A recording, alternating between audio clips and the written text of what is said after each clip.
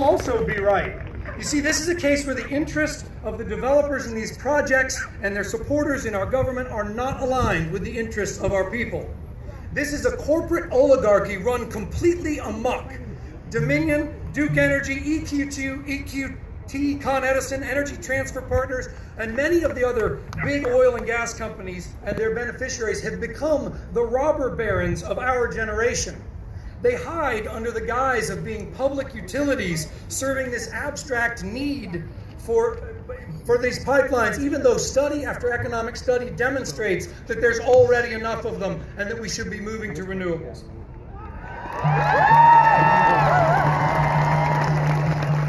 They write contracts to buy the gas from their own shell companies that they control just to manufacture demand that does not exist in the market. They thrive at the expense of landowners who have paid and cared for this land for generations. So look, I'm a diehard capitalist, actually, and I believe in the opportunity for business in the free markets, but I am also a hard property rights guy, and I believe in the respect for the people and for the land and for the environment that we live with. Our Constitution begins with the words, "We the people," and everything else follows from that. It does not begin with "we the corporations," or "we the Federal Energy Regulatory Commission," or "we the Army Corps of Engineers," or "we the Congress," or even "me the President." It begins with "we the people," and only we the people can put it right when it's gone wrong.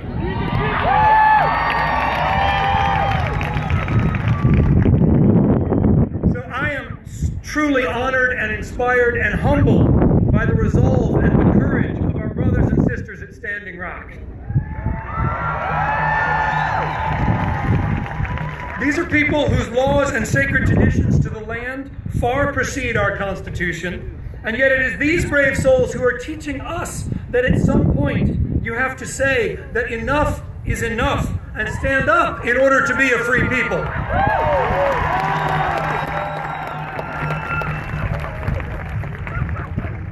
History is clear on this.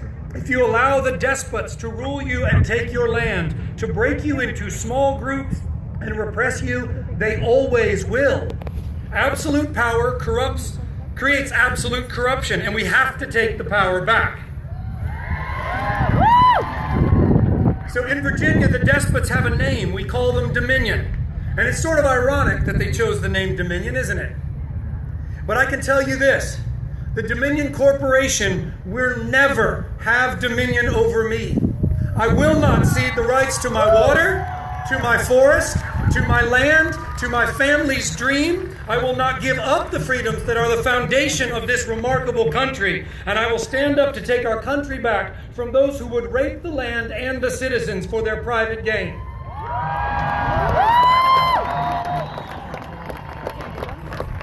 Our government institutions are designed to serve us, not to subjugate us.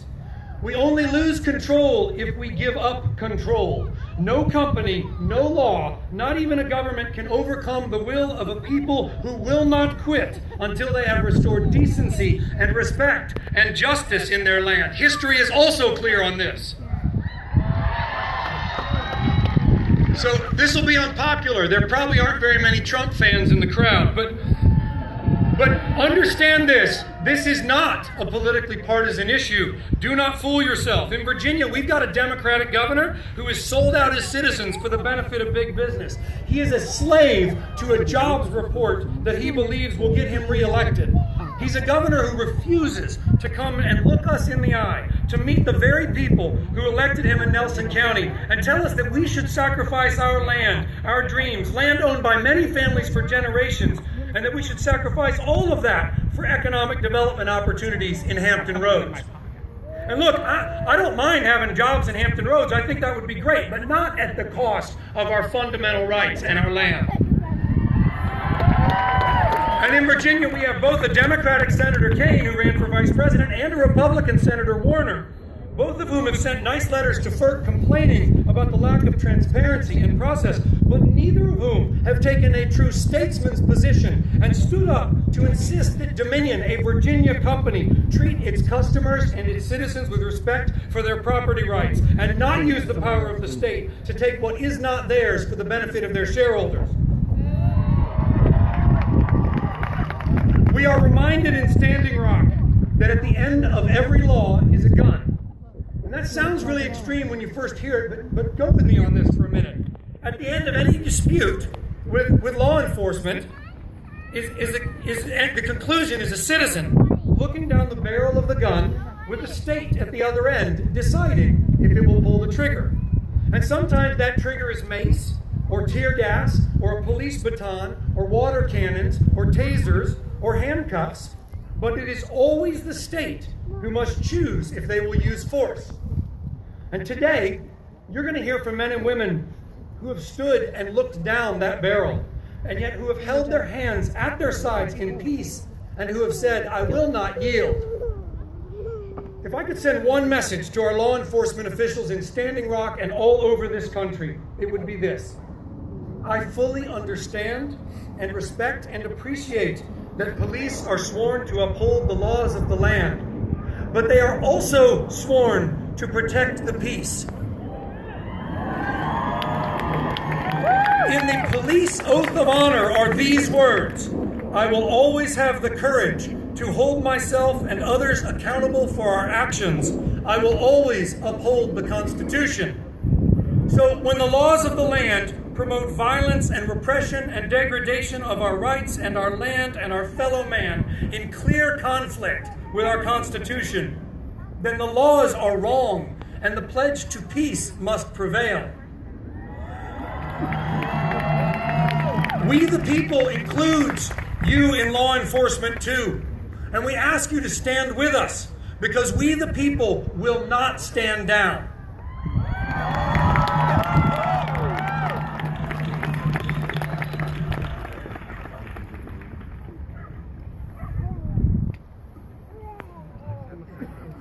Water's fantastic. Water is life. All right, so our first speaker, all of you are going to know. He hardly needs an introduction. It's Chase Alone Iron Eyes. And Chase is an enrolled member of the Standing Rock Nation and a lawyer by occupation. He has dedicated his career to ending the oppression of tribal nations. And Iron Eyes has served as a staff attorney for the Lakota People's Project, an initiative founded in 2005 to end the unlawful removal of Lakota children from their communities to be placed in foster care. And before this last fall, of course, he was best known for founding LastRealIndians.com, which helped lead an amazing effort on behalf of the Great Sioux Nation to regain control of Peshla, one of their most sacred sites in the Black Hills.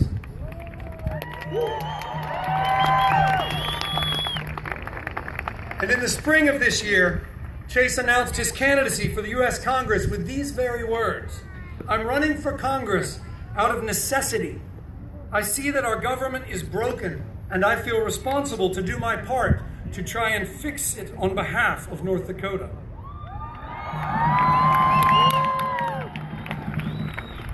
So, here to share his incredible story and the story of his people and philosophy to their resistance in North Dakota, please welcome the amazing Chase Alone Iron Eyes.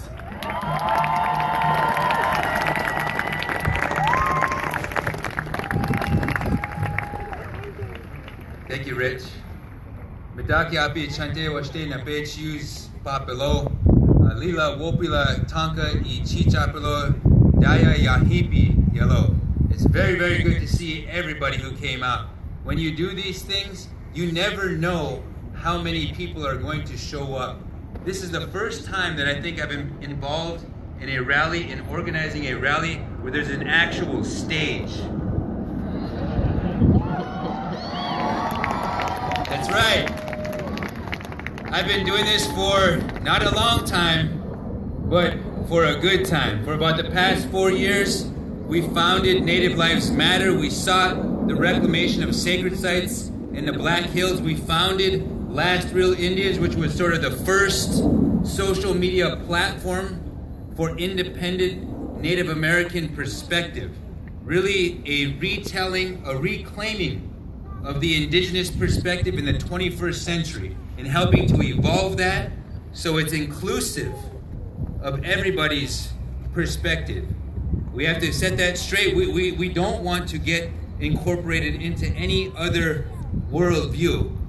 Everybody has a basis and a place to stand on their own. Everybody's born with a language, a culture, differences, things that are gifts from the Creator, things that we need to respect in each other, things that if we respect those differences, we are stronger for that respect.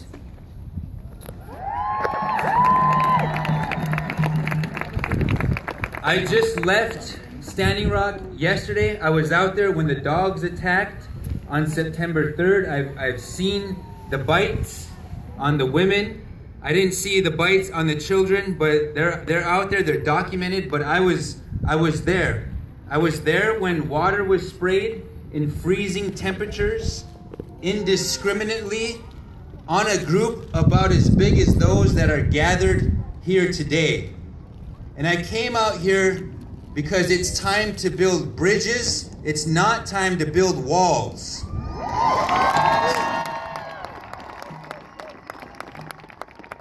If we take a look at what's going on out in North Dakota, for instance, when we were on this march, what a beautiful march, by the way. Props to everybody who showed up and everybody who organized it. You could feel the gift of the drum. And I want to interrupt myself real quickly. Is there any sign language interpreters here? We do have some people who would like to hear what we are saying, but are prevented from that because, you know, we didn't think to bring an interpreter, and we apologize for that. So if there is an interpreter, just make your way up here. All right. Wow, that's amazing. Literally, we have the power to provide for ourselves right within our own networks.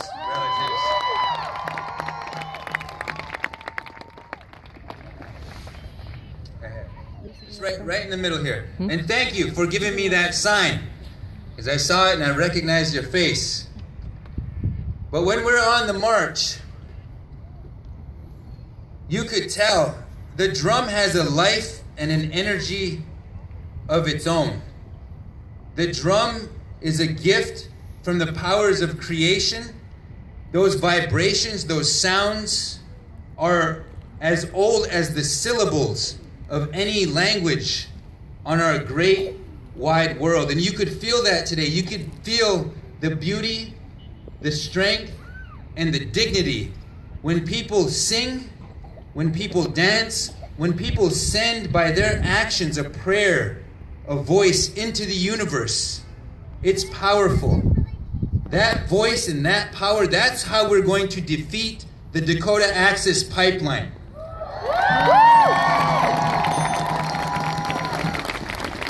We don't have to pick up a gun anymore. It's the hardest thing for me to stand up here to say, if they should commit violence upon you, do not return violence. It's the hardest thing to do. We come from a warrior people.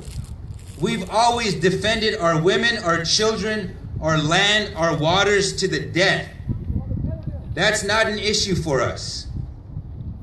But fast forward 43 years after the armed conflict at Wounded Knee, and we are in a different time, my relatives. We have different gifts. We have different knowledges, insights, tools, technology, stories. And what I am really thankful for this time is we have allies.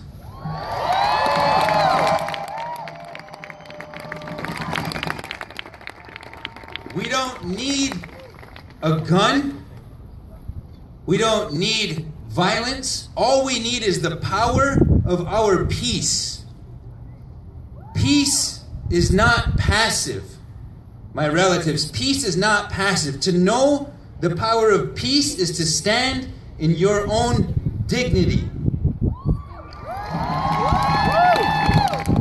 And what better time than now for that dignity to be expressed through the original peoples of this hemisphere, whose dignity derives from the sacred sites, the land, and the waters, and is expressed in who we are, in our beating hearts, in the songs we sing, and the prayers and the sacrifices that we've given on behalf of humanity. That's our role. We are the moral compass of this country. But more than ever right now, you all in the crowd, you all who are leaders in your own right, you all who have shared your gifts and your platform, you also have to realize that you're indigenous. Indigenous is not a skin color. Indigenous is not a single language or a single culture. We were all colonized. We were all separated, mind This is a rally from in spirit, Washington, D.C. meaning from labor, against the a Dakota connection to Access the Pipeline. universe, Water is to the sacred. lands, to the waters, to the And water sacred is life. sites. We were all disconnected from that, severed from a relationship with our food source. Think about that for a minute.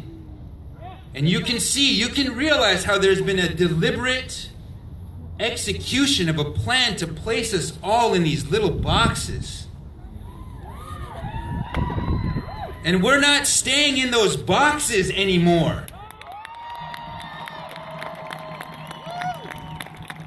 If you pay attention to North Dakota, you'll see a collusion of media, law enforcement, private, corporate, state, the militarized National Guard, in an attempt to dehumanize, villainize, and otherize Native American people. They want you to believe out here that this is a fight only for Native Americans' rights to clean water. It's so much more explosive than that. This is the human spirit, the collective of humanity coming together. Because they're coming for us right now, but they're coming for your constitutional rights in this process. If you look at what's happening, we need all the brothers and sisters from Occupy, Black Lives Matter,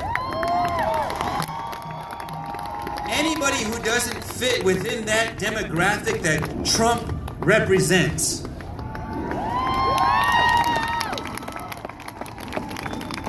When they come to declare our brothers and sisters illegal in their own God-given homelands, we must stand for them.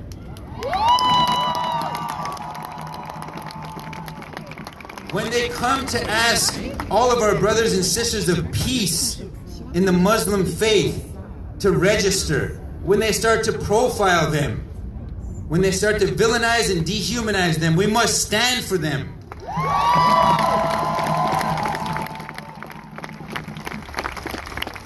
And what they're doing in North Dakota right now, we need to share.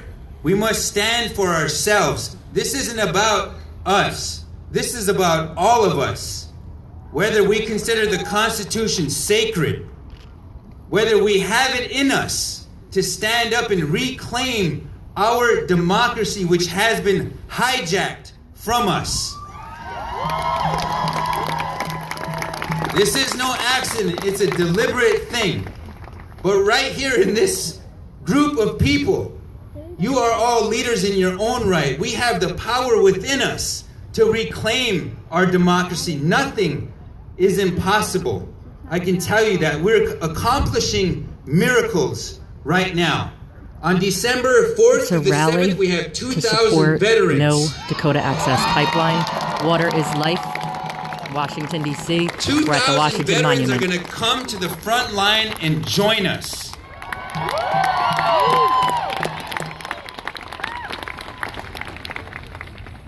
When the clock strikes midnight on December 5th, you've seen the letter from the Army Corps of Engineers, which seeks to declare Native American people trespassers on their own land.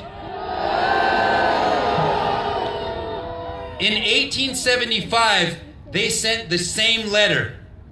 And the letter said, if you don't return to within the confines of your Indian reservation, you will be declared hostile. And the military will be sent out to round you up. The more things change, the more they stay the same. But it's different this time. It's different. We can't back down, we can't stand down. It's going to be the hardest thing, but we're going to do it, we're going to accomplish it. We're not going to get violent, we're not going to arm ourselves, we're not going to fall into their traps. The corporate state knows exactly what to do with armed and violent people. We've been doing it to everybody across the globe. And we need to stop. Everybody wanting information. We need to wake up, my relatives. Google Standing Rock. We're all here ready. to support Water is Life and to stop the Dakota Access Pipeline. And stay woke. Because you're here, you're already there. I want to give my daughter Tokata Iron has a couple minutes to share whatever she wants to share. My relatives, please welcome her.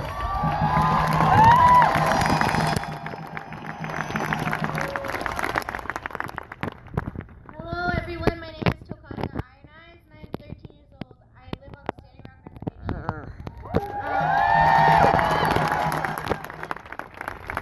Reservation. As a young person, I've had to see things that no kid should have to see.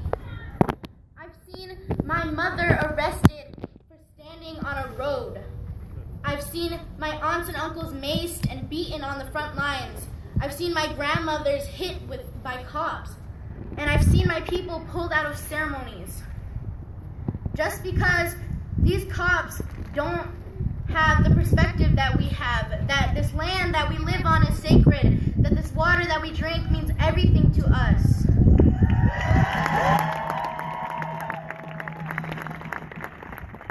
Don't make me turn off commenting, folks. Keep it civil. I'm against this pipeline for very obvious reasons. I want my children to be able to drink the water that sits in their homeland. I want my children to drink the same water that my ancestors died for. I want them to live on the same land that my ancestors were killed for.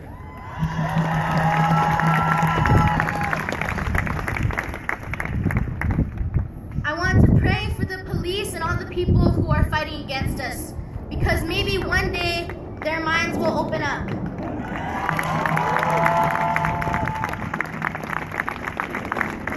And I want to pray for all the people at camp right now. It's freezing cold at the camp, and there's people there who are strong enough to stay out there and live out there. And I just want to say that for everybody who is not out here, you can do things in your own communities. There's ways that you can help without coming out to camp. So just everybody stay aware of what's happening at Standing Rock, because what's happening is unlawful. North Dakota is stuck in a different era. They don't realize that everybody's watching them.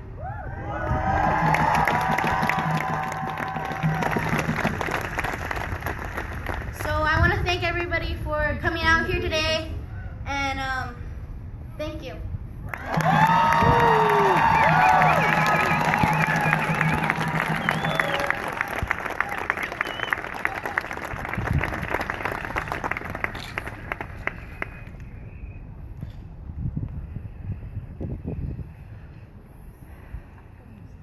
This is a Native American rally. Water is Life. Google Standing Rock Reservation. Okay, I couldn't stay away for long, I guess. Guys, I almost can't keep my composure up here, because it's very, very serious. And so, from the bottom of my heart, I do want to thank you for coming. But I want to introduce the next speaker. She's a very powerful woman. And in our times of hardship, what we've been going through as a This is in civilization, Washington, as a D.C., human at the group, base of the Washington is Monument. a colonization, and we're engaged now with the spiritual deconstruction of Western heteropatriarchy. That's what we're engaged in. There's a powerful woman here who has been on the front lines her whole life, who has fought for human rights, civil rights, and labor rights. It's our women who are powerhouses.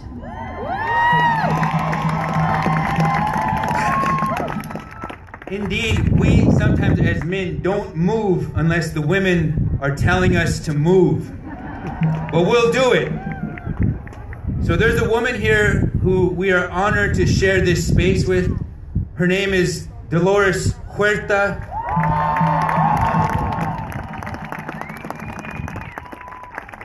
And we want to welcome her up here so she can share some of her words, some of her gifts. So please welcome Dolores Huerta, ladies and gentlemen.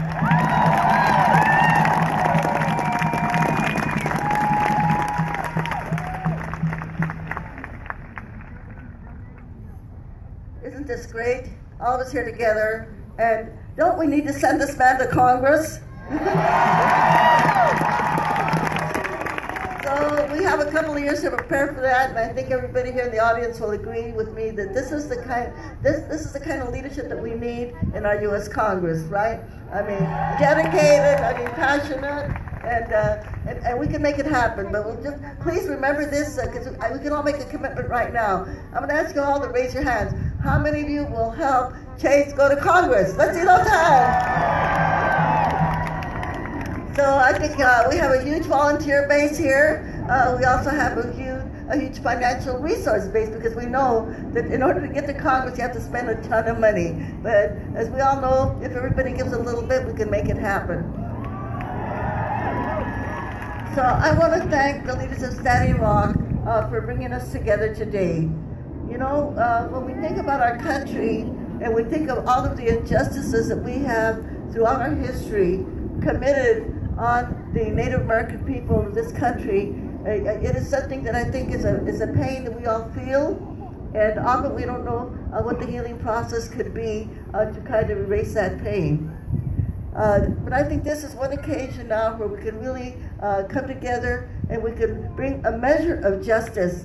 And when we think of our history in the United States, we think of the presidents that we've had, and almost all of our presidents in the past have committed great injustices to the indigenous people of our country.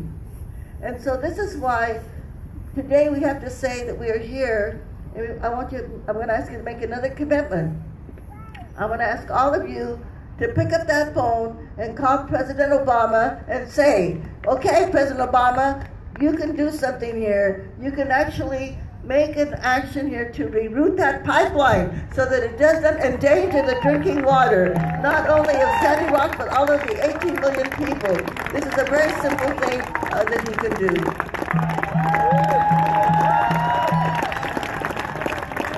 You know, when we think of the indigenous values, and it is something I think that we all can learn from. What are they? They are of sharing, of cooperation, not domination, right? It's of taking care of Mother Earth, because we know that if Mother Earth fails, then all of us fail. And these are things that we can learn. You know, I was lucky enough to go to Standing Rock, and I wish that all of you could be there to see the kind of love, the kind of sharing that is taking place there, where people are helping each other with whatever they need. I saw people making teepees for people that needed teepees. Saw them making ogres. Saw them volunteer nurses, volunteer doctors that are there to take care of anybody that might be sick. Isn't this the kind of a society that we should all have? You know, the kind of a society that we would all wish for. So again, we are seeing in our country that the leadership is coming from the First Nation, from the first peoples of this country. They are showing us how life could be like in a free and open society, one that is built on love, not one of domination as we have had to live, unfortunately. And I also want to speak today of a young woman, Red Fawn, who has now been incarcerated for almost 2 months on false charges of a crime that she did not commit, but they will not let her out. And all of the 500 people that have been arrested in peaceful protest over there in Standing Rock. I mean, you know, let's give a big applause to all of those that have stood there at Standing Rock, that have been there, that have been hit with bullets, with rubber bullets, that have had the dogs trained on them, that have been, when they have these water hoses in freezing weather. You all saw that, right? You all saw it. Can you imagine how inhuman that can be? And we don't know what else they've got planned. But the one thing that we do know is that we, the power of the people, that we can stop this. Because people over there could not do it alone. We've got to take this fight to the people that are financing this operation. And I'm going to mention some of those. Because when we talk about nonviolence, nonviolence does not mean inaction. As Mahatma Gandhi said, you know, nonviolence means that you actually have to do something to create the peace. And so there are some things that we can take, some really cool nonviolent actions. Number one, of course, as I said before, pick up the phone and call the White House. President Obama, do your job, okay? Protect Standing Rock, number one. And then, for those of you who might have your bank accounts in the following banks, I want you to say, we're going to take our money out of those banks, put it in a credit union, whatever, okay?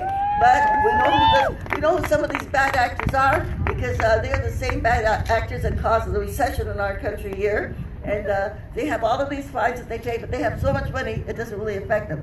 So I'll start with, and you know, I'm going to ask you to say something in Spanish, okay?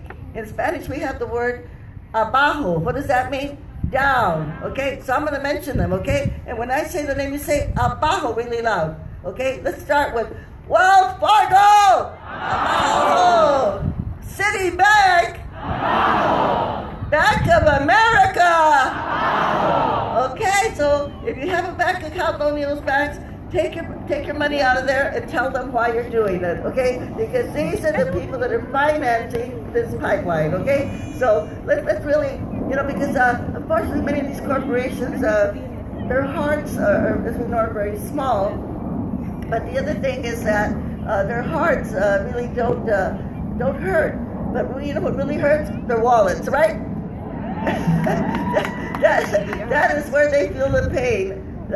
So we know that we can take these actions now, and then we can start doing more actions because we know that. Come down to the Washington Monument in Washington, D.C. Participate in the Water is Life make the rally. announcement that if there's any veterans in the crowd, if there's any veterans in the crowd, come and join the 2,000 veterans that are going to be at Standing Rock from December the 4th to the 7th. And I want to mention one of the people in particular whose name you might recognize, the fellow who ran for president, his son, Wesley Clark. Do you remember him? Well, his son is going to be there with all of the veterans that are going to be there at Standing Rock. So let's think of other ways that we can help, and I think that all of us coming together, that we can make sure that we can have a victory there at Standing Rock, okay? Because, as they have said, this is not just about Standing Rock, this is about the 18 million people who could have their water contaminated with oil if this pipeline goes through. So we can make it, we can all stand together, and can we do this? Can the power of the people prevail? So I'm going to ask you a few more Spanish words for all of us here. We can say, yes, we can, and in Spanish it's, sí se puede. Can we say that? Sí se puede. All of us together with a big, okay, let's do an organized, unified hand clap. Let's go. Sí se puede. Sí se puede. Sí se puede. Sí se puede. Sí se puede. Sí se puede. Okay, I'm going to say one more thing. Could you please do a big old viva? That means long live. A big old viva for Standing Rock. Que viva Standing Rock! Que viva Red Fawn! Okay, thank you very much.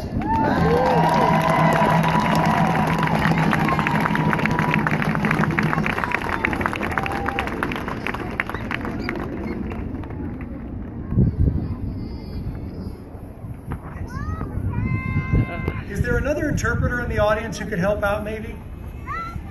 Yeah, but she may not be able to do it the entire time. She just said, one more maybe? Is someone saying the yes? Is there a yes? If you are, just come on up to the stage. Also, there are bathrooms behind the stage if you go around, so if you need them, that's where they are. All right. Thank you very much. So it is a great honor to introduce our next speaker, who is an internationally renowned champion Washington, of diplomacy D.C. rally, and peace. Water is Life. He has spent No Dakota 8 Access terms Pipeline, in Congress Standing and run Rock. for president twice. And he is no stranger to Native American causes. This is the former mayor of Cleveland and Ohio State Senator Dennis Kucinich.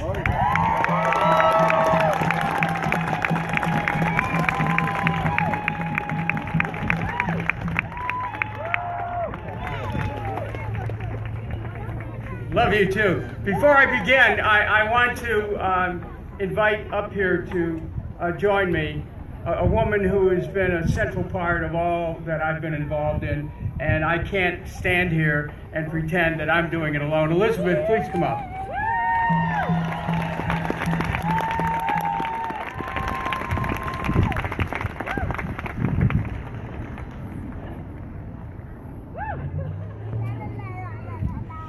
It's wonderful to be with you today, and as you stand here, I'm just going to take a couple of seconds, but as you stand here and we stand for Standing Rock, I'd like you to just bring a little bit of consciousness into your being and really acknowledge where you are standing.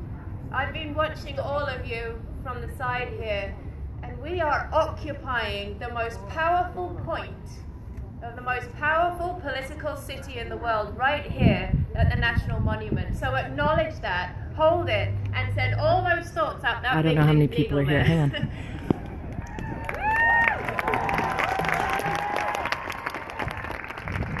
How many people do you think are here? If you live in DC or while you're visiting DC, I would ask for you to please go to the Capitol. And when you stand in the center of that rotunda, look around you. All of the art in that rotunda is very, very painful, but it's a very, very honest depiction of the subjugation of the Indian people in the takeover of this beautiful land. And it's our opportunity with this movement to transform that history and to rebirth a new future. When Dennis and I first met, I said to him, we cannot reconcile with the world until we reconcile with ourselves, and the way that we reconcile with ourselves is to truly acknowledge the history of this country, to embrace it, transform it, and work for the future, work for life. So as you're here, please embody that, and with that, here's my fabulous, beautiful husband. Thank you, Elizabeth. For those who are joining us, we are at the Washington Monument in Washington, D.C., Brothers and USA. sisters, we gather here on this glorious November day under the watchful eye of Father Sky, standing with Mother Earth, feeling our brother the wind, having an opportunity to breathe, to live in this moment. We are part of an emerging history in America. As we stand here, you can look to the monument that was built that memorialized the struggles of our brothers and sisters of color. And when we talk about their struggle with places named Little Rock, Montgomery, Selma, I tell you today, in the struggle for civil and human rights, Standing Rock will be mentioned years to come as a place where people stood up for what everything is good about America, what America really stands for.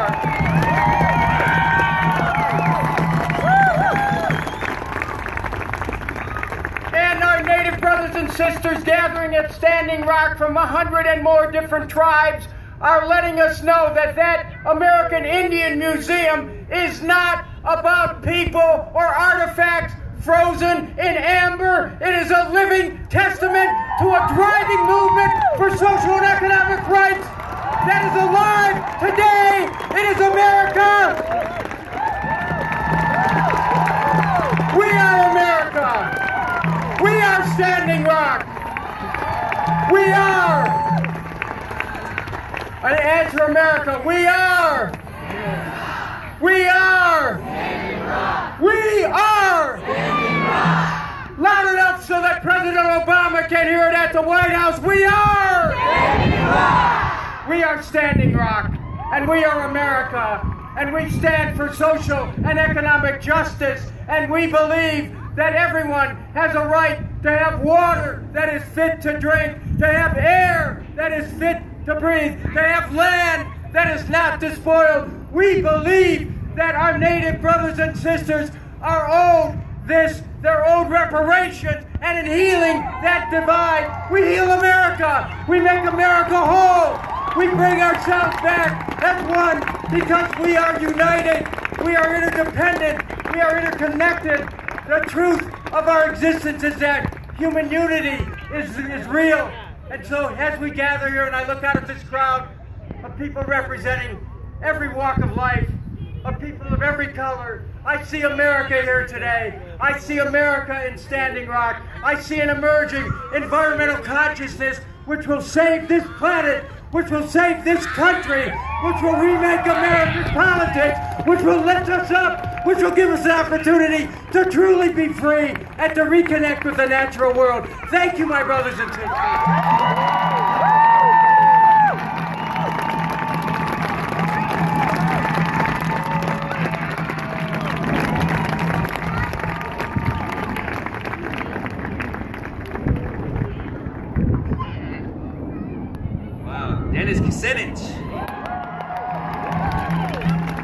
His name almost rhymes, it flows.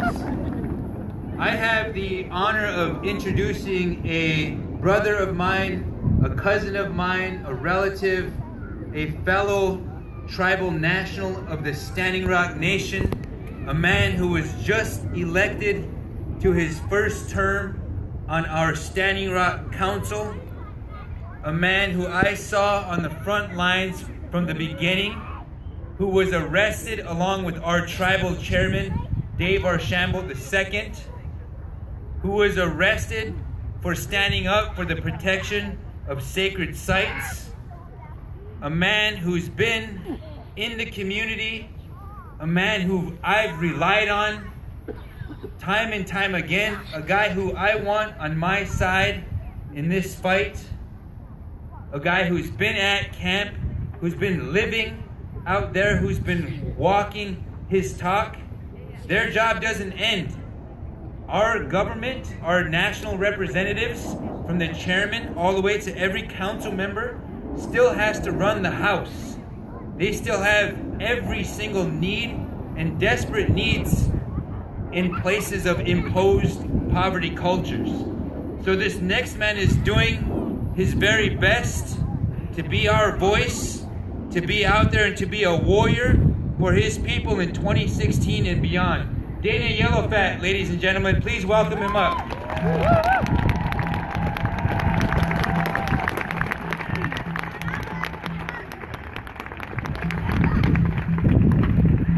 Thank you, thank you. And there's a fundraising concert later on this evening at the Daughters of the Revolution Constitution Hall. Dave Matthews and Tim Reynolds, as well as Nico Case and several other guests, including Native Americans from Standing Rock. About what's going on. I want you to take a look at each other out in this crowd. That's the face of revolution. A revolution that started in my homeland, Standing Rock. In early August, let me back up, April 1st, there was a group of youth that wanted us to help them fight this pipeline. So we gathered our young warriors and we rode from Sitting Bull's gravesite to what is called the Sacred Stone Camp and set up a prayer camp to hold continuous prayers, to gather people, to put our message out there. In the first part of August, the company started construction.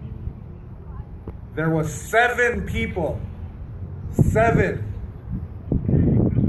that held the fort down against this pipeline company, holding 2 gates and not letting them work.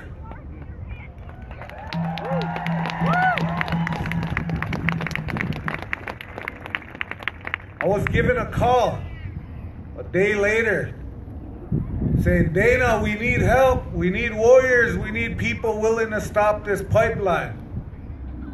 So I gathered my family, I gathered my friends, and we went and gave them hell for the next couple days.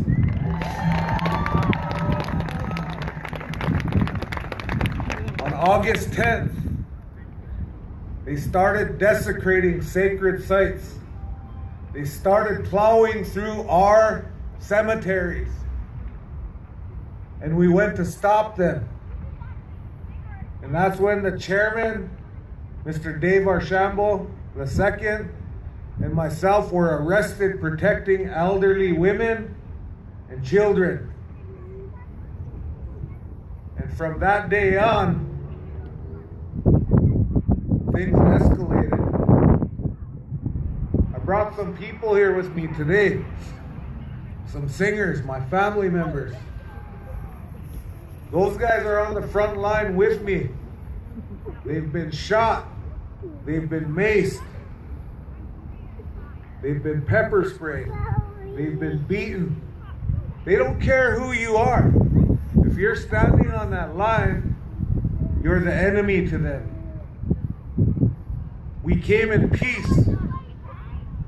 We came to let Morton County know that they weren't the enemy. We shook their hand. We offered them food. We offered them water. But they militarized because they're protecting big money. It's sad to say, but that's what they're protecting. They're protecting Kelsey Warren. They're protecting Kelsey Warren's money. They're also the governor of North Dakota, Jack Dalrymple. That's what he's known by, North Dakota, Jack Dalrymple. I'm not scared to say it. I'm not scared of him.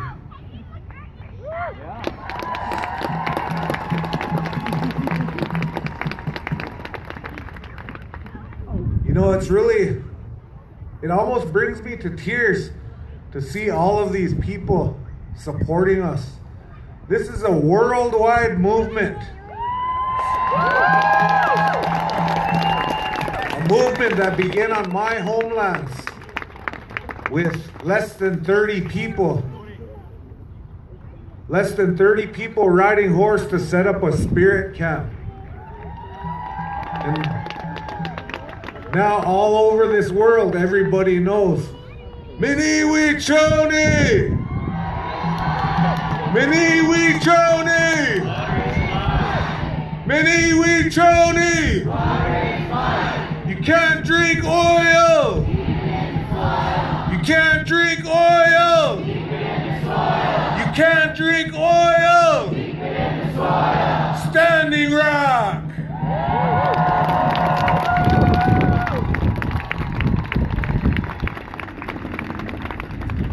You were led here today by some young men and young women singing our traditional songs from my homeland. Our songs that were sang for warriors.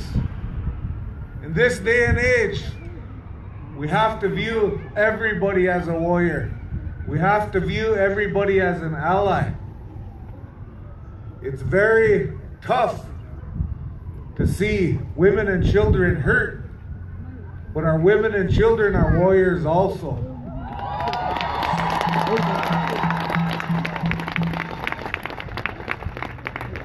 There's a young man from the Pine Ridge Reservation south of us on Standing Rock, Oglala, that composed a song for this movement. And I'm going to invite my brother, my cousins, and my son up here with me right now.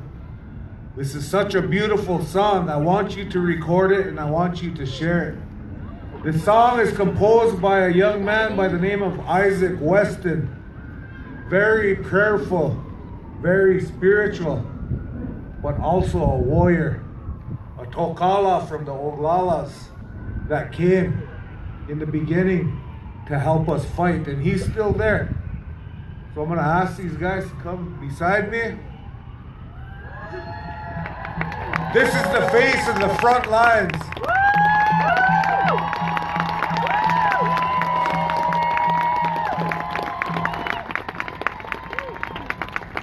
This is my son, Dawson. He was there. And I'm going to tell you this, as a 16-year-old young man, he should not have to know what mace tastes like. He should not have to know what tear gas does to you. And he should not know the sting of rubber bullets. But he does. He's there at the front line with me, along with my wife, my daughters. They're back home watching this right now. Everybody's watching this worldwide. So I'm going to close this by saying, North Dakota, watch out, because we're rising up right now.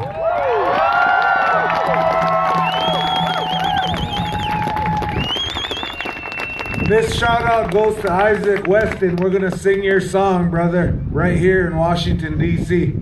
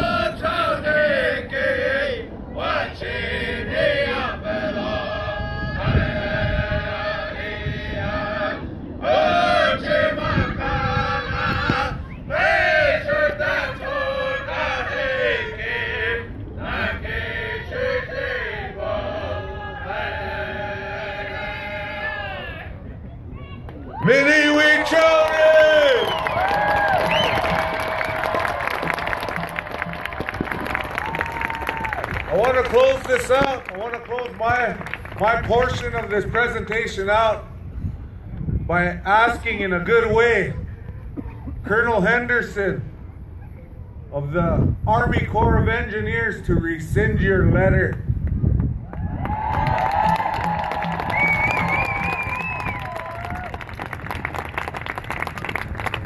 because it's not going to change anything.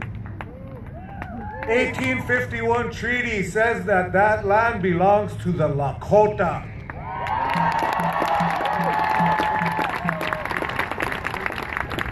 So if we're going to stay there and we're going to invite all of our friends and allies to stay there, there's nothing you can do about it. We're going to stay.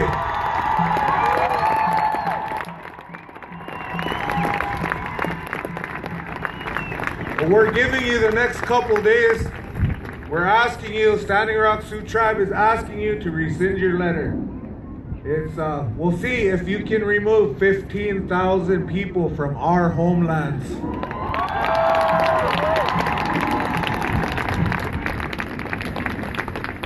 In closing, I just want to say once again on behalf of the Standing Rock Sioux Tribe, I thank each and every one of you for the support and the love that you have given our people.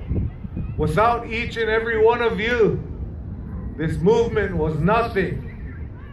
Now it's worldwide. Worldwide, everybody knows Mini Wichoni. They're not stopping us. This is growing. We're going to grow. We're going to pass the word. We're going to continue this fight. This is never ending. You fought us for 500 years, and we'll fight you for 500 more. Thank you very much.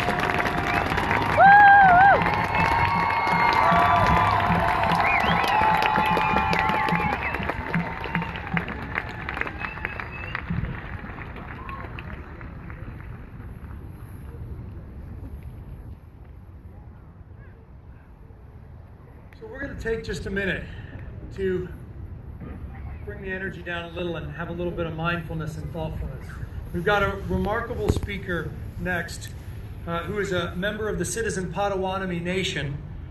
She's a mother, a scientist, a decorated professor, a writer, and something called a bryologist, which turns out is a specialist in mosses. She wrote a really remarkable book, actually, called Braiding Sweetgrass: Indigenous Wisdom, Scientific Knowledge, and the Teachings of Plants, which speaks to the divine marriage of science and natural intelligence with which she approaches the world. She currently serves as SUNY's Distinguished Teaching Professor of Environmental Biology and the founder of the Center for Native Peoples and the Environment. And her work really opens a sense of wonder and humility for the intelligence in all kinds of life we are used to naming and imagining as inanimate. To quote her directly, "Science polishes the gift of seeing. Indigenous traditions work with the gifts of listening and language." Please take a moment to listen to Robin Wall Kimmerer.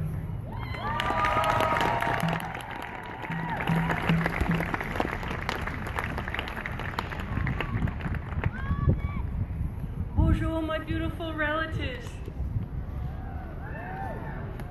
If you could stand here and see yourselves, you're so beautiful. Shaladaske gishko kwena dejnakas. Anishnobe kwena Megazedo dem minwa makodo dem. I am a Potawatomi grandmother of the Eagle Clan and the Bear, and I'm also a professor of environmental biology. And from both of those places, my responsibility is to speak for future generations and to speak for the water. I'm a chick, but thank you. You're welcome. All of us, from the Missouri River to the Potomac, from the creek behind your house to the poisoned faucets of Flint, Michigan. Without water, we would all cease to be. Water is life. Water is life. And when we say it together, water is life, watch as your breath My blood sugar is low. I can't keep my hands steady. That will pass over Standing Rock like a prayer. Water is life. And let us begin as we always should, with gratitude. Or you can get me a granola bar. For each other and for Mother Earth, who provides us with everything that we need, no matter what. Yeah, they're getting me a granola bar now. She never turns her back of water to drink, the songs of birds, Pipelines break. and the companionship Do the of research. maples. They are going to Every contaminate one the of water. them It is a inevitable. gift. This pipeline cannot And yet, go where it's going. We find ourselves harnessed to an economy that relentlessly asks, what more can we take from the earth? In the face of all of the gifts, isn't the question we should be asking, what can we give? Yeah, we have a lot to give. And you know, I'm usually speaking in a classroom, but this is not the time for speaking within four walls in hushed tones, because we know that we find ourselves today in urgent times where if you're not outraged, you're not paying attention. The task before us is to couple our outrage to our love, to our strength, and to our imaginations of a future where justice prevails. We have to call out environmental racism. If the pipeline was deemed too risky for the good people of Bismarck, it is too risky They moved the pipeline for the good people of Standing Rock. right to the edge of their area. White Bismarck is way more important apparently than our Native Americans. The North Dakota against Native people who are peacefully protecting water is unlawful, uncivil, and deeply shameful. We have been telling North Dakota that the world is watching, and they are. But we can't just watch. We have today to call upon the Department of Justice to intervene and prevent further violence against people exercising their prayerful rights to protect their own homelands. When we demand justice for Standing Rock, we are in the very same breath demanding justice for the earth, because they are inseparable. The brutal human rights abuses we see against the water protectors are a mirror of abuse to Mother Earth, all in the name of profits to Dakota Access Pipeline. And we call for a halt to the pipeline.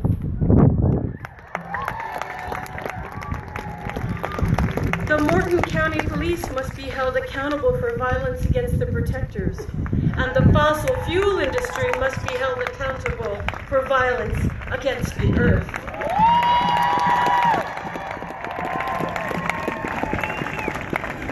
After generations of attempted genocide, assimilation, land grabs, broken treaties, racism, it is a miracle that we are still here.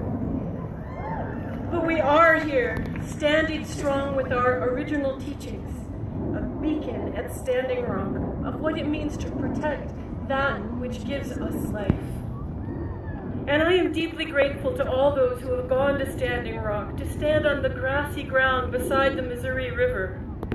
But while we can't all be there, we can all stand on the moral ground of peaceful resistance to the assault of land and waters. That's why you're here. Let us join the people of Standing Rock and allies who are saying no. No to business as usual. No more wrecking of land. No more oil spills. No more surrender of the well-being of communities to the greed of a few. No more dismissal of Indigenous rights. No. But they are also saying yes. Yes to our sacred responsibilities to protect the earth. Yes to the power of unity. Yes to treaty rights and Indigenous sovereignty. Yes to the notion that every one of us is in this together. And yes to the belief that upright moral leadership will win the day. I believe it too.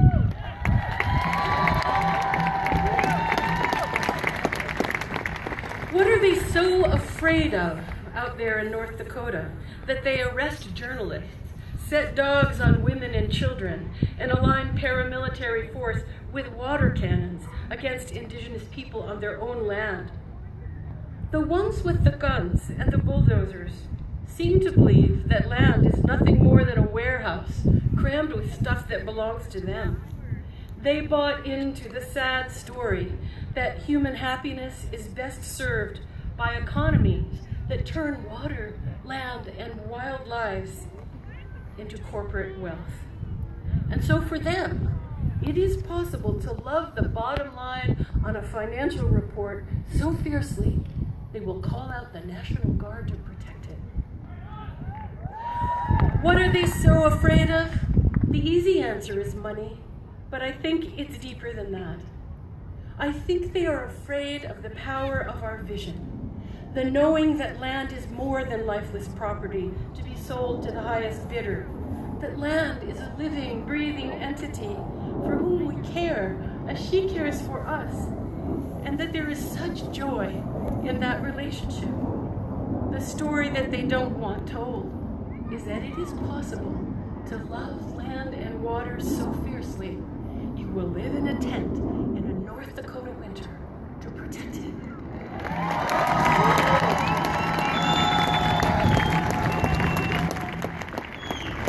Because you know, my relatives, when once people remember with heart and mind that the land is our teacher, our mother, our garden, our pharmacy, our church, our cradle and our grave, it becomes unthinkable to destroy it. And this powerful, positive vision is a gift of Indigenous people everywhere, an invitation to imagine another way of living, offered for we people who have become weary of destruction. And this vision threatens the industrial worldview more than anything else, the way we think, the way we love. Because then the economics of extraction, of wrecking land and selling off our future start to be revealed in their true light as insanity, as spiritually and ecologically corrupt. And so they bring out the tear gas. In these desperate times, full of danger and full of hope for transformation, how do we answer the question of what does the earth ask of us? Always gratitude. Now, gratitude might seem like weak tea, given the climate chaos we face as we enter the age of the sixth extinction, but it is a powerful tool. It reminds us of how our lives are utterly dependent on the lives of everyone else. And the practice of gratitude is a powerful tool of restraint. Practice radical gratitude as an act of resistance.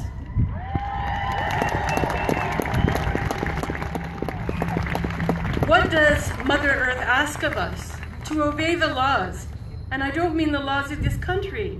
Mother Earth doesn't pay too much attention to those. The laws we have to uphold are the laws of nature. Because you know what? 350 parts per million atmospheric carbon dioxide is not a political negotiation. It's a fact of physics. What does the earth ask of us? Reciprocity. That we do not keep taking without giving back, and that we do not take what has not been given to us, because we have a name for that. It's stealing. Fracked oil from the Bakken does not belong to us. Tar sands from Alberta was not given to us. Coal from mountaintop removal was not given to us. But every day the sun shines, the wind blows. These are given to us every day. Infinitely renewable, carbon-free energy.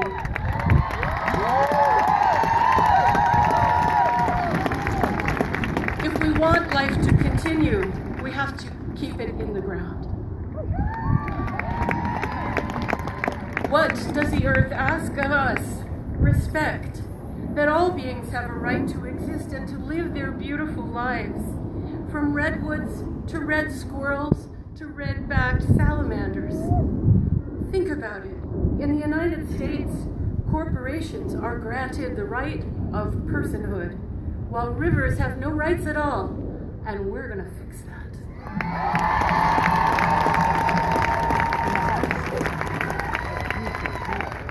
Our brothers and sisters at Standing Rock are giving back to Mother Earth with their fierce devotion, their strength, their love, and their prayers.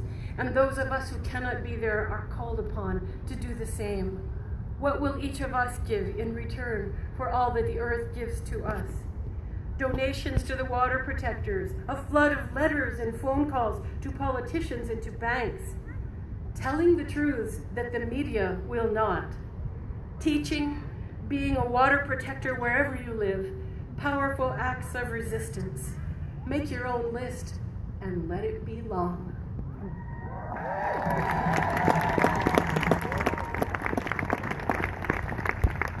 Today, in this moment, on this very day, we are at the fork in the road that our ancestors spoke of, and the choice I'm trying to before catch us him. is It's plain. hard. A pivotal moment in history when life as we know it hangs in the balance.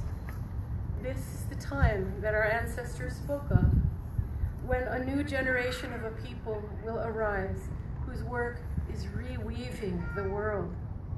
That the knowledge of our people, which has been held for so long and against all odds, becomes the medicine that the He's here world now, needs. standing next to me. And that's what's happening at Standing Rock.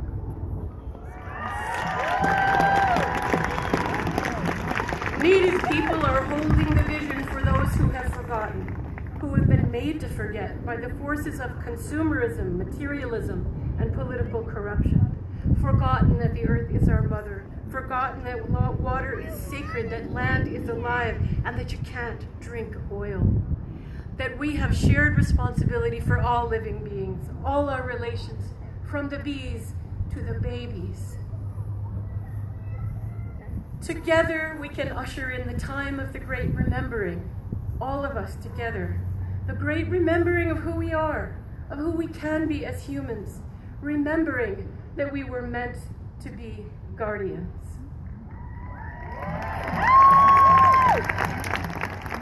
The people at Standing Rock are standing up for water, for treaty rights, for this sacred vision.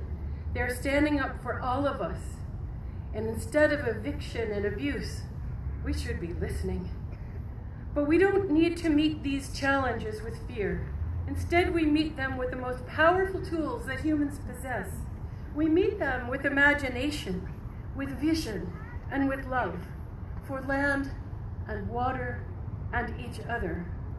The question we have to ask ourselves is, what do I love? Too much to lose. To climate change, to the fossil fuel industry, to violence against the earth. And what am I going to do about it? Standing Rock is the place, and now is the time. Let me close with the words of an honored elder and clan mother of the Onondaga Nation, the late Audrey Shenandoah, who said, We're gathered at the "Friends, Washington Monument. we Water are is seeking life. justice. Saying no to the Dakota Not Access only Pipeline. justice for ourselves, Standing Rock Sioux but Tribe. justice for all creation." Big wedge.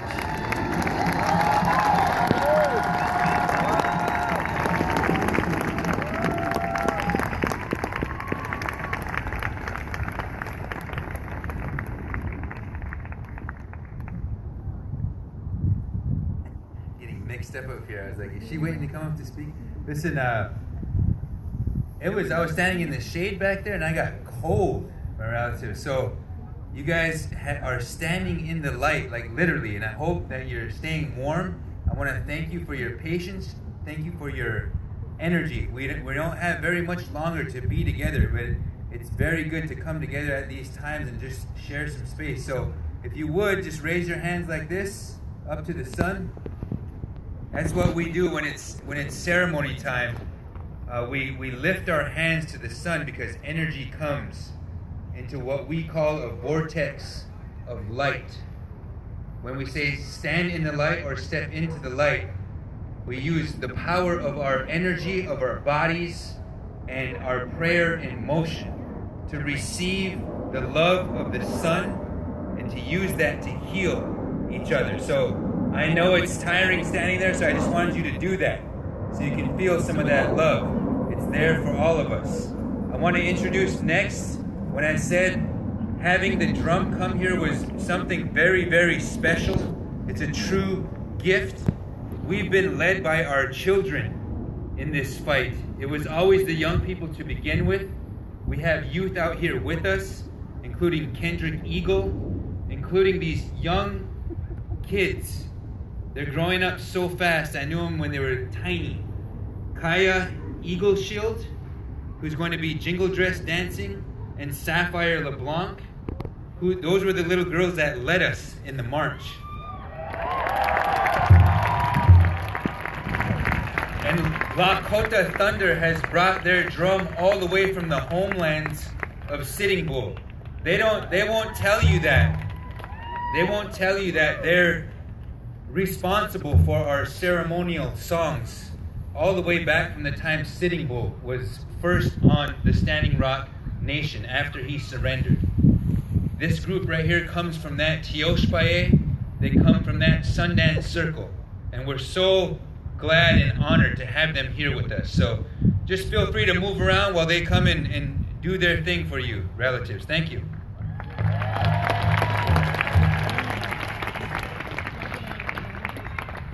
Say hi. Are you talking to me? Yes. Say hi. There we go. Everybody says hi.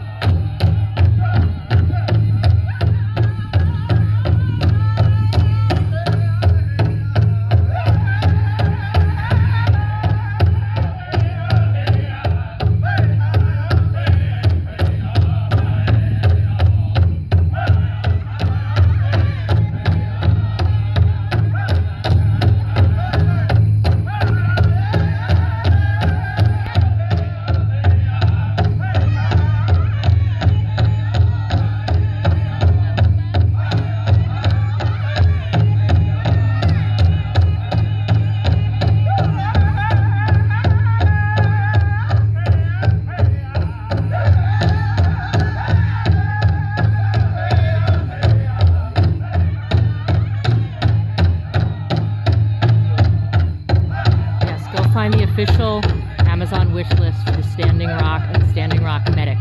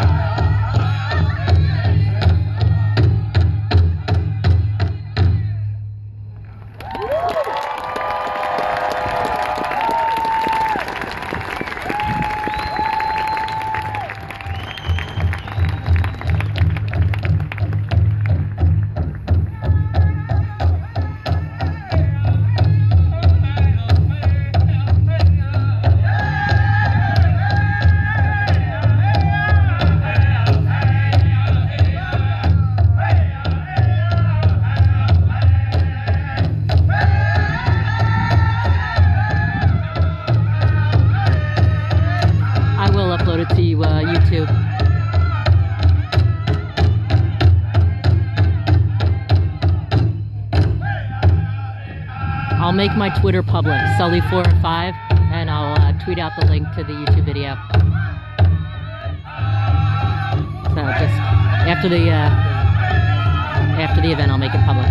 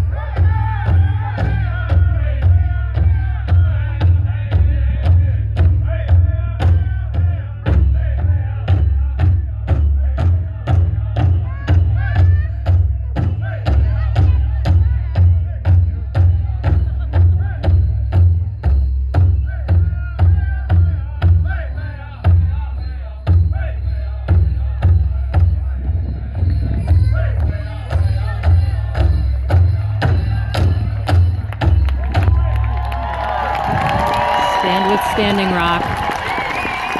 Hashtag no EAPL. Water is life. Support Standing Rock Reservation in their fight against the Dakota Access Pipeline.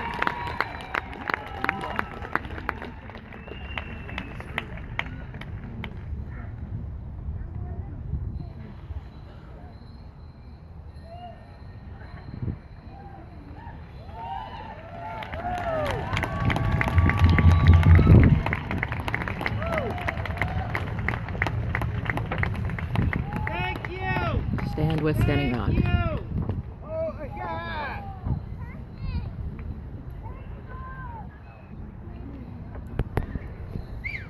How about one more big round of applause for that? It was incredible.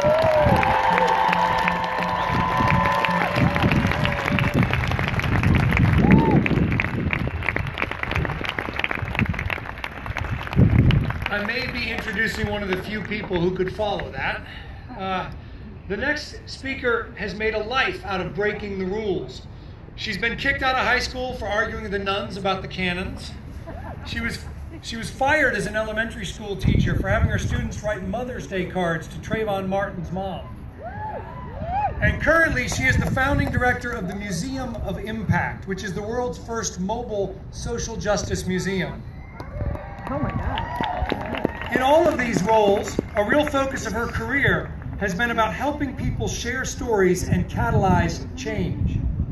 So Monica O. Montgomery will come up and talk to you about how a movement is rising. And this is a moment in history when you need to choose which side you are on. Please welcome Monica O. Montgomery.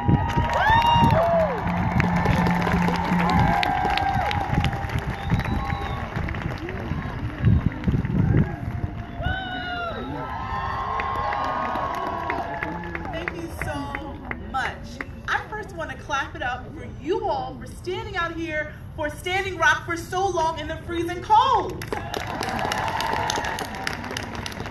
I want to clap for our lovely and humble sign language interpreter who's been here the whole time as well.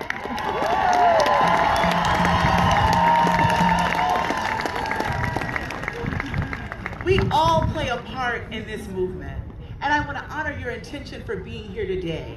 Your heart, your activism, your organizing, your art, your righteous indignation, your rage is all welcome here. I see your signs, I hear your chants, I know the way you're going to amplify this story beyond today. I'm here today because we are outraged, and this is outrageous. I'm going to say it again. We are outraged, and this state of affairs is outrageous. Let me break it down so that it forever will be broke and plain of why we are outraged. We're outraged in large part because in 2016, a lot of people still don't get it. They aren't getting why everyone needs to be an ally with the water protectors and the Standing Rock allies, because it preserves our present and it protects our future. They aren't getting how being a water protective and an earth keeper and an environmental advocate is part of the human rights agenda, and it is a civil right. They aren't seeing how important it is that Native Americans and indigenous people fight for their land, define their rights as sovereign nations, and get the restorative justice and reparations the government promised them centuries ago, but that hasn't happened. This moment in our history is a little dark, but we're bringing light to it. America's full of a lot of business tycoons, a lot of bullies, a lot of aggressive people that are trying to marginalize us all. But we will win.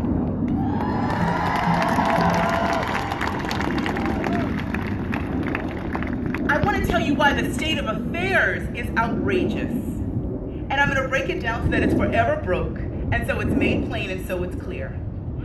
I think that more people camped out for Black Friday bargains than would camp out at Standing Rock.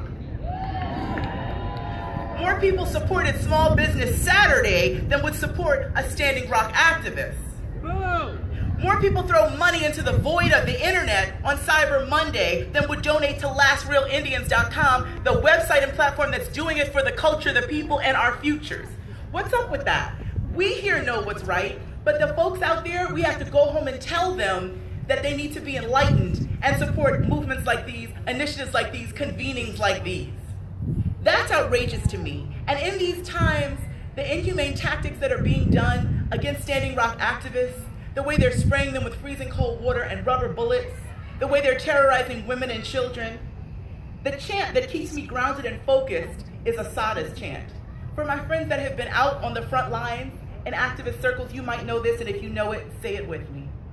It is our duty to fight for our freedom. It is our duty to win. We must love one another and support one another. We have nothing to lose but our chains.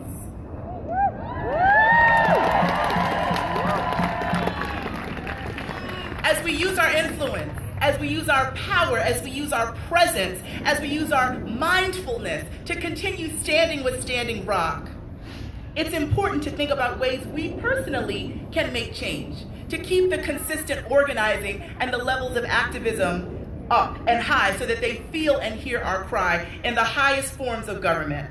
Native American water protectors and other allies are out there fighting hard, putting their self in harm's way. And they're demonstrating and they're challenging elected leaders. And we have to also challenge those elected leaders in our home states. It's not just in South Dakota. We have to make every elected leader, every politician, everyone who says they stand for the people needs to be standing with Standing Rock and feeling this pain. There's nothing new under the sun, and history often repeats itself. But when these new forms and flavors of injustice come, and this environmental terrorism rears its ugly head, we have to organize and strike and prevail. It's incumbent on us in our words and our thoughts and our deeds to support the efforts that are here today, to support the Water is Life movement. Continue to wholeheartedly get behind movements and initiatives for our liberation. Consistently use your presence to disrupt violence and bias and speak truth to power. Most of all, defend our land. All of this is our land. It's not just Standing Rock. A lot of the land is threatened. A lot of the rights and the liberties are threatened. And it's our communal land that sustains us, and we're gifting to the next generation, and they're going to inherit these problems, and we have to fight it now so that by the time our children's children come, we won't still be enduring this capitalistic, greedy mess. It's really important that we find this through line in our shared humanity, realizing that the Water Protectors' fight is our fight, realizing that now's the time to act with integrity and be on the right side of history, realizing that the spirit of what's transpiring in South Dakota is a spirit of resistance, and it's radiating all across America, all across the world, in uprisings and boycotts and sit-ins all across everywhere, and it's not gonna stop. The spirit of resistance in South Dakota also lives in Charleston and DC and Milwaukee and Ferguson and Baltimore and New York and Minneapolis, and everywhere we look, we are resisting, we're organizing, and we're fighting back. That spirit of resistance in South Dakota is also present in movements like the Fight for 15 and Occupy and Not My President and Say Her Name and Black Lives Matter.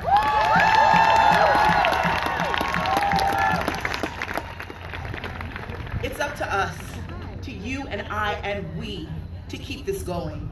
Continue protesting, boycotting, rallying, petitioning, performing, educating, donating, creating, retweeting, sharing, and resisting. Power concedes nothing without a demand. This is the moment we make our movement rise. Standing Rock is our movement, Water is Life is our movement, and the movement is rising. Thank you.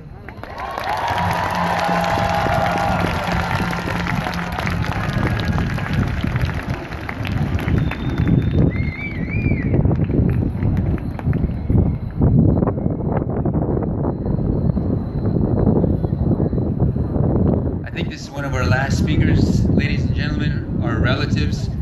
She is the mother of one of the jingle dress dancers that was up here.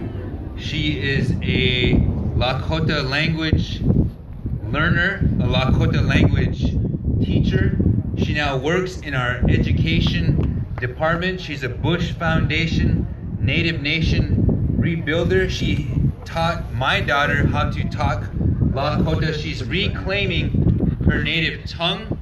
She's a leader, a powerhouse in her own right, one of the founders of the school at the Ocheti Shakowee camp on Standing Rock.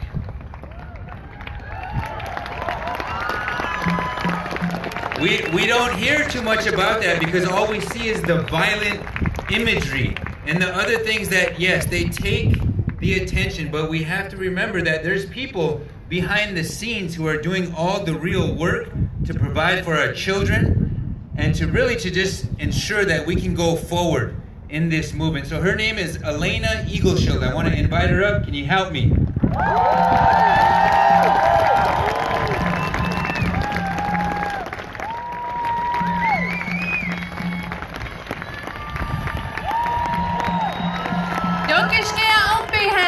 That means, how are you all?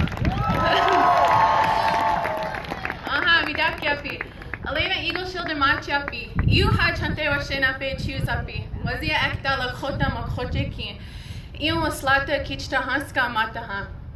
Michinchiki num nanupi lila tewitawaki khila.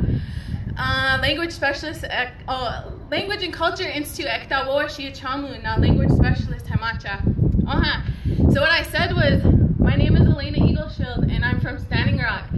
I have two beautiful kids, one who I brought with me and that I'm very, very thankful for and that I love very much.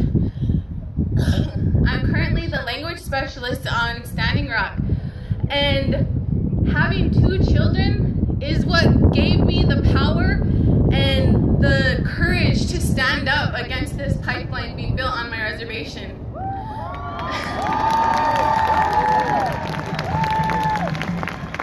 On August 12th, we didn't have nowhere near this many people there. It was a handful of people that was there at the very beginning. And we were outnumbered for sure. There was carloads of cops showing up to protect these pipeline workers. And I decided on August 12th that I wasn't going to let that machinery through, and I sat on the road and I got arrested.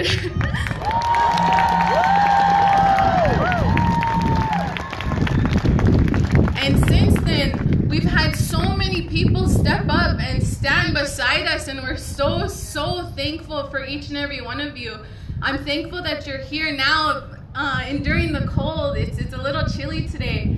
But like I said, my kids are what encouraged me to step up and to take a stand.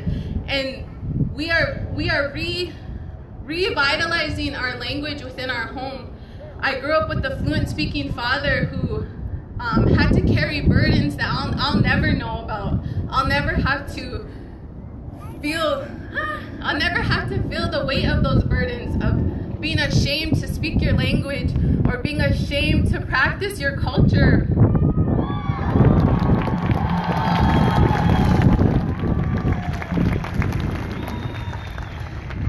So when I had kids, I decided that I wasn't going to give them that option to learn it or not, that I was going to teach them.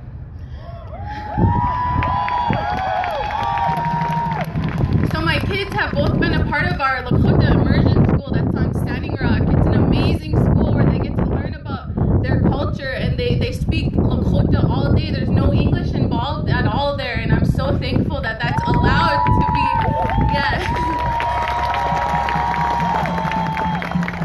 I'm so thankful that that's allowed to happen in this day and age, because it wasn't too long ago in 1978 when we were finally giving the Native American Indian Religious Freedom Act, where we could speak our languages in public, where we could practice our culture and pray out in public. Before that, it was outlawed, and so that wasn't too long ago. And so I'm thankful that my kids, we are able to revitalize our language and preserve it and speak it and share it every single day out in public, at the store, in the mall, anywhere where.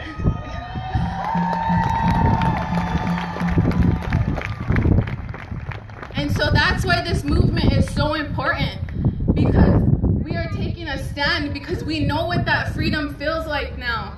I can go to the grocery store and tell my daughter, not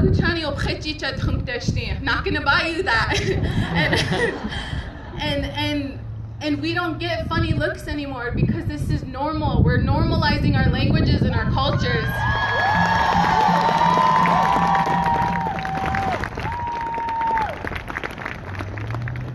And I'm so thankful that my children get to see this movement, because we've heard stories of this happening someday. We've grown up on stories about our people, that our people will gather again. The prophecies that we've grown up learning is that our people will gather again, the way that we have at the camp, that our people will bring all people of all races together again for an amazing movement, and that's happening. And I'm so thankful.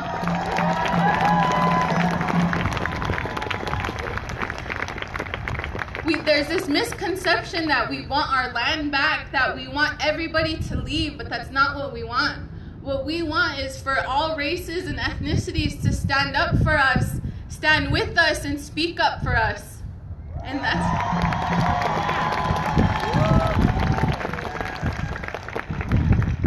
since I've been learning my language and culture, I've gotten a deeper meaning and a deeper understanding for who I am, and I'm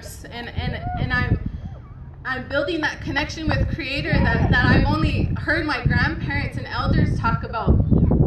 We get to practice our ceremonies. My kids get to be a part of those ceremonies. And my dad, he didn't teach me. It's very cold, but like I said, he has to carry in. burdens that I'll never have to carry. And I forgive him for that. And I ask that each and every one of you say a prayer for our elders and our elders who are still speaking and practicing our languages, because they've had to endure a lot to carry that to this day.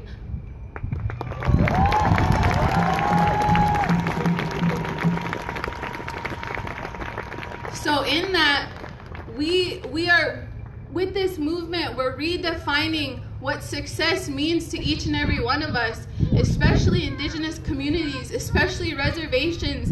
We've endured so much oppression, genocide, relocation, boarding schools, the list goes on, and we're finally standing up against this injustice to indigenous people.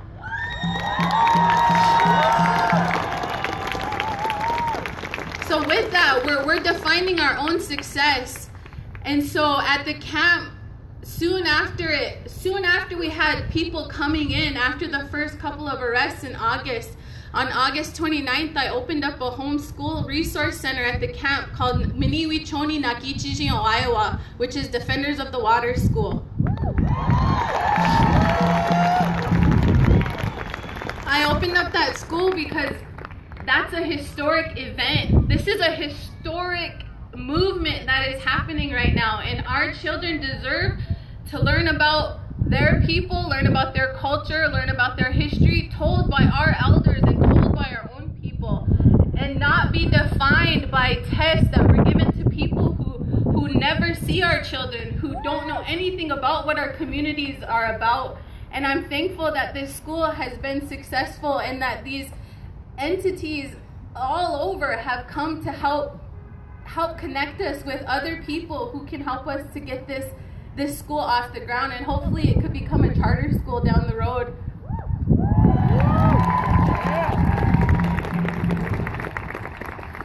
So again, I just want to thank each and every one of you for being here. I know it's cold. I know that each and every one of you have good hearts and you guys are thinking of our people back home. So I ask that you keep them in your prayers and your thoughts, and thank you for being here.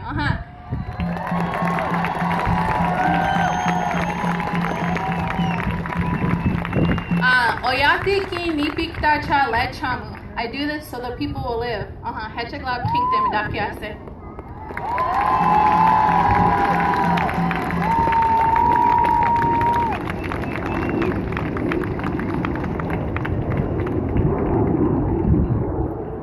Okay, my relatives, we are at the end. We've taken up a great deal of your time. We try to plan these things and they never work as planned.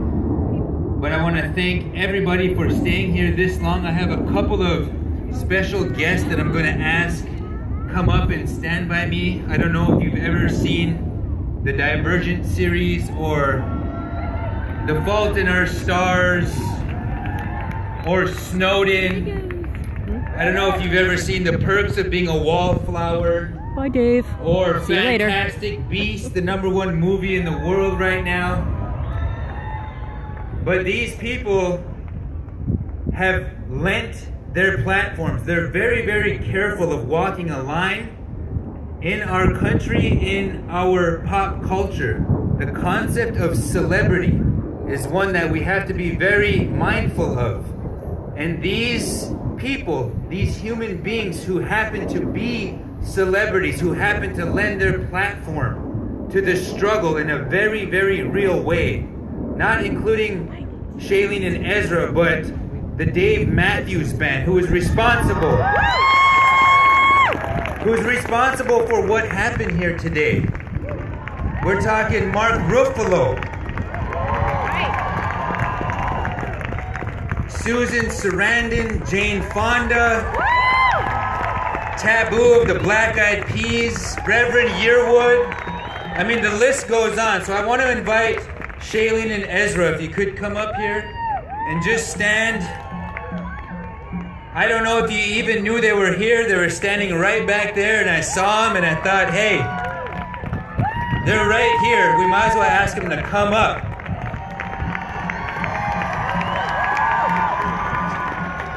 So I want to let Shailene share a few words, and just to tell you what we're trying to do. We're trying to do many things, including a bank exit, including divestment. It's going down, so I want to give her some of our time, ladies and gentlemen. All right, I gotta sign off, guys. Have a great afternoon, and I will get this up onto YouTube. How many of you, just by Thank show you of hands, so have much. been to Standing Rock? Bye-bye. That's great. How many of you feel